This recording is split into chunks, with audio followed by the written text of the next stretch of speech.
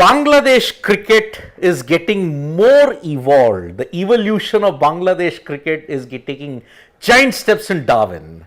Because after the end of day 3, a day which is normally considered the moving day or the pivotal day of a test match, Bangladesh are on the cusp of history because after taking a 228-run lead on the back of Nazmul Hossain Shanto's 84, Tanzim Hassan Tamim's 101, Mehdi Hassan hitting a 50, it is because of that a 228-run lead, and in response, Australia are now 161 for 4, still trailing by 67 runs. Travis Head bowled for the second straight time. Jake Weatherald bowled, again his career is in the crossroads. Labuschagne bowled by Taijul Islam super, but the body blow. Steve Smith cotton bowled Mehdi Hassan Miraz for 44. And with 67 runs and 6 wickets remaining, Australia may avoid an innings defeat. But can they avoid a defeat, Shane? That is the one question, isn't it? You were talking about this being a moving day. I think this test now, if there was any doubt, I think has moved firmly in favor of Bangladesh. Unbelievable as it sounds to say that, it is the truth. And I mean, 67 runs, if you look at the batting that Australia have left, I mean, they do bat deep. There's no denying that. Because even if you can get rid of a Green and carry, you've got a Bo Webster there who can bat.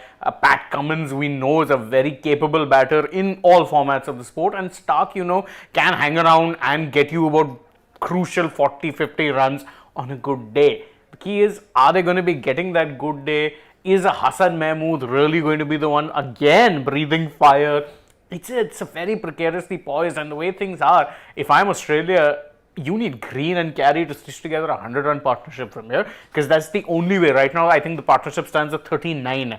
So if they can get about 50-60 more runs, then it might be a situation where they can still at least put up. If they can put up, I reckon on this kind of a pitch, if they can even get a 150-run lead, might be challenging. Can they though? That's the real thing, because anything under 100, and I think Bangladesh would fancy themselves to be able to chase that down. I mean, look at it. This test match is kind of summed up by one social media comment. Australia are playing like Bangladesh, Bangladesh are playing like Australia.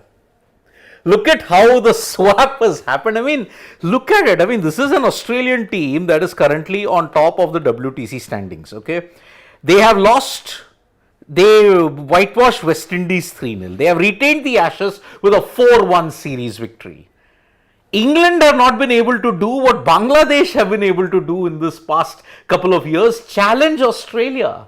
And let's be very fair. I remember, so this is a conversation I had with Siddharth off camera. I was a couple of days back on Friday it was. He's telling me about this test match, and I'm like, wait, hold on. Is our Australia not playing a full strength team? Because that would be the one thing that explains it. And then he's like, no. So I went through the lineup and I'm like, hold on, this is full strength. They're not resting any of the bowlers. You're playing a Hazelwood, Stark, Cummins is there, Lyon is there. As far as bowling options, you know, you've got Bo Webster who can chip in with overs. Cam Green is bowling. I'm like, hold on. Even the batting is the same. There's a Smith there, there's a Labuschagne, there's a Head. Like, how is this team struggling? It's full credit, by the way, to Bangladesh, who it seems finally are able to actually take that step up and play to their strengths, I think. Because again, one thing which I always say about Bangladesh is, I think it's been one of the problems when it comes to them in Test cricket. They've always produced good pacers. But if you look at how their conditions would be at home tests, it would often be very sprint friendly. Yeah. So it would be very contrasting because, and why it would be doubly contrasting is because in domestic cricket, it's a consistent complaint I've heard from Bangladeshi players, they usually play in pacey conditions. Now imagine playing in pacey conditions domestically, but then you make the step up and it's like the exact opposite conditions you're having. Obviously they'd struggle. In recent times though, I think they've leaned into the pacier aspects of their own wickets and said, okay, we're going to prepare good tracks. I think they had a series against West Indies or something prior to this, which they had won. Pakistan, right, which they beat Pakistan. 2-0. Yeah, and that was something that wasn't driven on the back of spinning. It was actually basis their overall pace bowling, which was what was driving them to that victory. And you're seeing that now finally, they can actually having lent into that strength, be a challenge. And pacey conditions, Australia, you always get them. So to see that, wow. I mean, look at it. Travis Head bowled for the second straight innings. Weatherald also. Bronze duck. Yeah.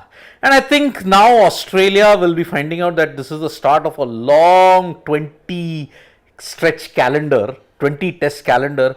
I think there'll be a lot of chopping and changing now, because now no one in Australia is happy with the way how this team has performed. I mean, one guy, I think in one of the channels said like, okay, there are sharks festering near this lake. I think you should throw the Australian team in those shark infested waters to find out where you stand, because agreed, this is a team that is on top of the table, but look at the standards that they have kept themselves to. And 228, remember, in the history of Australian cricket, only thrice have they won when they have conceded 200 plus. For example, 250 was once conceded against South Africa, but that was 76 years ago. Okay, they won that match.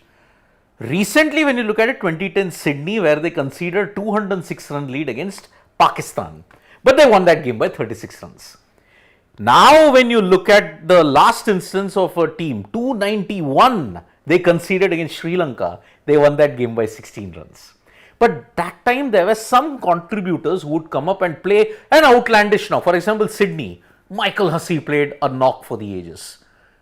Do we have that Michael Hussey caliber in this Australian team now? Probably an Alex Carey has. He's clutch. Yeah. But apart from that, you lost another clutch in Steve Smith just at the fag end. Now, when you look at this, Bangladesh, Hassan Mahmood yet again, 8 wickets and all. Phil Simmons, who's the coach, he said that, okay, I want 40-50 balls from you, my friend, in that area. Then you'll trouble Australia. He's delivered close to 100 and he's gotten 8 wickets. Look at the accuracy. Extreme consistency. Yes, so imagine if a Nahid Rana was there. Imagine. But yes, Bangladesh are very, very confident about the fact that, can you imagine what this will do? Bangladesh, if they win a test in Australia, will be the second Asian nation in the last 30 years to win in Australia. Pakistan haven't won since 1995. Sri Lanka have never won in Australia. Exactly. And Afghanistan have never played in Australia, test matches. Imagine the landscape that will change. And remember, if they win this, and if they beat the West Indies at home, and if they beat England at home, Bangladesh can go to Lords in June. It's not actually that far-fetched, because I was looking at the table. They've played, as of now, the same number of tests as South Africa. 4. The only difference is that South Africa, I think, have won. Yeah, see, they've won 3. Yeah. Bangladesh have won 2. They win a 3rd here, and suddenly you're in contention, because their points percentile will shoot up after that win. And then it's like, very interesting. Are we looking at the possibility? Because Bangladesh too, like South Africa, do tend to only play 2 test series, which is, I mean, it's part of the regulations. I don't like it, but the rule says that a minimum 2 test series will count as a WTC in the cycle. Yeah. So they're doing what they can. And the fact that they're playing this well, yeah, but I do also want to talk about this Australian team, because on paper, this is a very, very good team. But if you think about it, there have been a couple of causes for concern in this side that, truth be told, just haven't quite been addressed. There's been the obvious all-rounder issue. At times, they've backed Cam Green to the hilt, but his returns have sometimes been mixed in red ball cricket. People were questioning why a Bo Webster would not be making the 11. Fine, he's in the 11. Can he make the most of it now? The other 2 major things, especially in their batting, one is who partners head. They retired Warner because he became a sitting duck to pretty much any bowler who was getting swing. Usman Khwaja has been retired. He walked out. But who is that guy who will then partner head? Who's that guy who can do that? They tried a Sam Constance. He did okay against India, but then after that, his form really fell off a cliff to the point where he's now being seen as one for the future. They've tried with the Weatherall, but even his returns haven't been great. The other problem, Labuschagne. Yes. Labuschagne, for all the backing he's got, and I remember when he came into the scheme of things, I remember it was that Ashes series in 2019. Came in as a concussion sub. At that point in time, for 2-3 years, he put in some very good, consistent batting performances. And recent times, his form, particularly away from home, has kind of fallen off a cliff. And that is the major concern. If your number 3 is going to be batting like that. See, 21 innings now, he's not hit 100. Exactly. Labuschagne is on very thin ice at this point in time. But then if you drop a Labuschagne, who's your number 3? Exactly. And if you drop Weatherall, who's the opener? I mean, do you go back to Constance? Ah. It's tough. again, and the thing with Australia, something people don't tend to talk about, much as they value and talk about red ball being the be all and end all, their talent pool is also kind of running a little dry. It is. Because that's what I'm saying. If you walk out a Warner, if you've retired a Warner, if you retire a Khwaja, you'd better have replacements. Head has slotted in seamlessly, yes, but Head is not a new talent either. He's also in his 30s. Yeah. So, who really is that guy? I don't see that guy. The unfortunate thing is, all in the squad have gotten old at the same time. That's the thing. No, that's what happens with teams that have that sustained dominance with guys who come through the age groups at the same time. You're going to grow old at the same time. We saw it happen with England. 2022, they won the T20 World Cup. A year later in India, they looked so ordinary. Yeah. Same players. The core was the same as 2019. Yes. But that was part of the problem. Everyone aged at the same time. Look at even the bowling lineup. Stark, Hazelwood, Cummins, Lyon Are all going to be 30+. going off at the same time, and my worry is who do they have to replace them also? You keep talking about Boland, but even Boland is in his 30s. 35 close to. Imagine. The late blooming philosophy now I think might hurt Australia in a big way. But yeah, one loss we're talking about it. Remember, they are 3 against South Africa away, and South Africa has been their kryptonite now for the past 7 years. You've got 4 tests at home to New Zealand, which they may survive. But with Latham's captaincy, you don't know. He's managed to win in India, he's managed to win in England. Can he do it in Australia? I mean, that's the thing. They would be confident now, right? Suddenly, this is a New Zealand team that also will be looking at it and saying, oh, hang on one second. We too have our WTC hopes in our own hands. And they have a good bowling lineup. Yeah, their series to Australia is in Australia. In Australia. Okay, so they don't have a great record there in recent times. But as you said, they've won away to England, they've won away to India. What is to say that they don't have the confidence? On top of that, correct me if I'm wrong, but they play India at home prior to the Australian. Yes, they do. I mean, see, they have also got an easy cycle. 2 versus India, 4 versus Australia, 2 versus Sri Lanka at home, 2 away to Pakistan. so they still have 4 test series left. Yes. My good God. Because they have played only 2 series, na. They have played West Indies, which they won 2-0, and they won 2-1 against England. So that is why when you look at it, yeah, they have played only 2 series. They play India, then they play Australia, then they play Sri Lanka at home, and they play Pakistan away. Those are very, very winnable fixtures for them. That's the thing. Yeah. Very winnable. And if you look at it, look at the pace bowling now. There's a Nathan Smith, who did very well in England, can do well in Australia also. Matt Henry, who always is there and thereabouts. Willow Rock, very good guy. Then when you look at the other individual, I keep forgetting his name, Ben Sears, if I'm not mistaken. He is also there in the scheme of things. So even New Zealand have a couple of good fixtures when you look at it. But yeah, if Bangladesh win, boy, they are in contention. And you know what will be the key series then? South Africa, Bangladesh. In more ways than one, I'd say every series after that becomes key, because we keep talking about Australia and India, then that series suddenly you'll see a lot of moving and shaking for the WTC, because should Australia lose this one, they've got how many series left now? New Zealand at home. They've got Australia, South Africa away. South Africa away, New Zealand home, India away. Australia might actually have a very tough run in. And that's the thing, we keep talking about that potentially on paper, Australia, South Africa might be the likely repeat of the final. Can we be that sure? Not sure. I don't think so, because there's so much test cricket still to be played before 2027's final that, and see, a lot of it is going to be packed into the next few months. Everything becomes crucial because you're not going to see any series played during IPL. Yeah. So that means from now, which is what, August, to next year, February, March potentially. Yeah. You're seeing a lot of movement and shaking in test cricket. And for Australia, I think after the series is over, there'll be a serious call on Weatherald and Labuschagne. You have to. You don't have a choice. You've got 3 crucial series which will determine whether or not you even make the final. I don't know how it is that you can just say, oh no, we can wait till the next cycle. You can't. Your bowlers are at least performing, so you can't really raise questions there. Aging as they might be, at least they're still giving you performances. But your next gen batters, sad to say, are not really fitting into anything. You're still reliant on Steve Smith. Yeah, I mean, today, if you look at it, across both innings, he's been your leading run getter so far for 71 and 44. Maybe Green might overhaul him in the next day tomorrow. So, tomorrow, history could be created. Yeah. History might be seeing Bangladesh either pull off a remarkable innings win, which will be absolute egg on Australia's face, or they may achieve a big win otherwise. So yeah, it's all pointed, but never count out Australia. Maybe if home. Green and Carey and the likes of Webster, if Webster can get going. Remember, in tough conditions, Bo Webster often delivers the goods. So that will be very interesting at this stage. So Yeah, let's take a look at what exactly it is that our family members have to say. So Rookie Techie saying never decide result if Bangladesh is part of it before match is over. No one's deciding the result here. No one's But deciding, they are- but see, we are saying it is the favorite. They are the favorites at this point in time. So, see, I know Bangladesh have often choked in the past.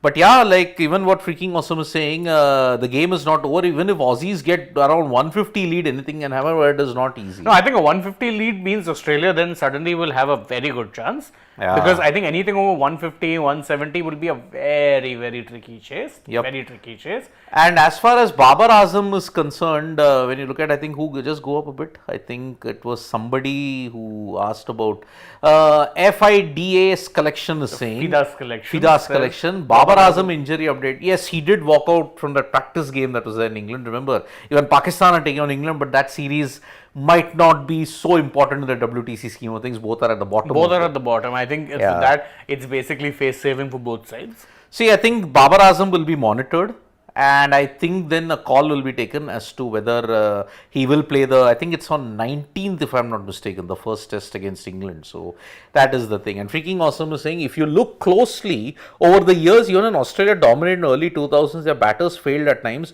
but their bowlers decimated the opposition. But recent times, it is not happening. Sure, I think that is the situation, which is why Australia, if they lose this game, be prepared for a massive backlash. I will agree because I remember, I think at that point in time, yes, the batting was good, but you knew that they had the bowling to trouble you pretty much anywhere. Yep. Pretty much anywhere. That was what, it was very variety based, and it was variety based and performing well. Correct. So, yeah, I do kind of get in that, feeling, but right now, yeah, I don't get that confidence from their batters at all. Yep. Their batters, even the bowlers for that matter, yes, but I think the bowling probably less of a problem for them overall. Correct. Dex is saying, Sid, why SA has not played cricket since March? Yes, South Africa have not played any cricket since March. But that is the question you want to ask the South Africans. Why are they not playing? And again, the schedule is now firmly in South Africa's favor also. Last WTC, they went through all playing two tests, but this time they'll be playing 2-3 test series. Yeah. One against Australia, one against England at home. Even South Africa have a pretty good WTC run in because now after this, they will play Australia at home, England at home, their away series is and Bangladesh at home. They'll play Sri Lanka away. Their 2 away series is done because they won 2-0 against India. So that is the thing. And Sachin Kashyap, Sam Fanning has vanished from Australian setup. See, I know that there is a guy called Oliver Peak. Maybe he can be in the middle order who can decide what is there. But again, long way to go here. Long way. I think it's going to be a bit of a slog for them to get through this transition. It won't be easy when it does. Remember, last time when a transition happened, it took them 3 years to recover. From 2010 all the way till 2012, they struggled like anything. Yeah. Sports fans always get saved by an odd individual performance. Their side has been mediocre for quite a while. I wouldn't say mediocre, but I think, that sentiment is what actually led me to say that this time in the Ashes, England, if they actually came with a competent plan, could have been competitive. Yes. The problem is they didn't come with a competent plan. And they ended up getting decimated as a result. Because if you look at some of those test matches, he's right. It was very individual performance centric. Head got a couple of good knocks. Smith got his customary good knocks against England. But other than that, I look at the batting and I'm Only like, Mitchell's, the bowlers, the bowling was the big difference. Stark 31 wickets. Stark was the key difference. Cummins, that one test match that he played. Only one, that's it. But that one he played was enough. Hazelwood was good. Scotty Boland was good. Hazelwood didn't even play, only Boland. Oh yeah, Boland was the other one. I forgot. Yeah, Hazelwood wasn't even there. Yeah. Boland was excellent. But you're right. It was mostly the bowling that ended up pulling them, and some individual, performances. Pranav Sonia says, London Spirit podcast, you had Michael Vaughan saying that I won't mind not having Andy Flag against Bangladesh. He's degrading the opposition. England played bad in Ashes and Bangladesh have shown a better fight. I will agree to an extent, but don't take everything that Vaughan says seriously. He's a bit of a troll, that man. Yeah, and freaking awesome. This is a 600 test for India. Yeah, WI are just 4 games away from their 600 test. Other teams are not even touching 500. That's the thing. England have played 1097 tests. Australia have played 883. India have played 600. Look at the gap. It's because of those fighter series that have happened. So, yep, we are going to see history mostly being created in the Australia versus Bangladesh test. Tomorrow we will be doing, if they win, you know where to look for. Sports Today will do a live of that particular situation. So, yeah, that's about it from me and Shane. It's bye-bye. Let's see if Australia can do peak Australianism or will Bangladesh do the unthinkable. So, from me and Shane, bye-bye. See you for the post-match of India versus Sri Lanka.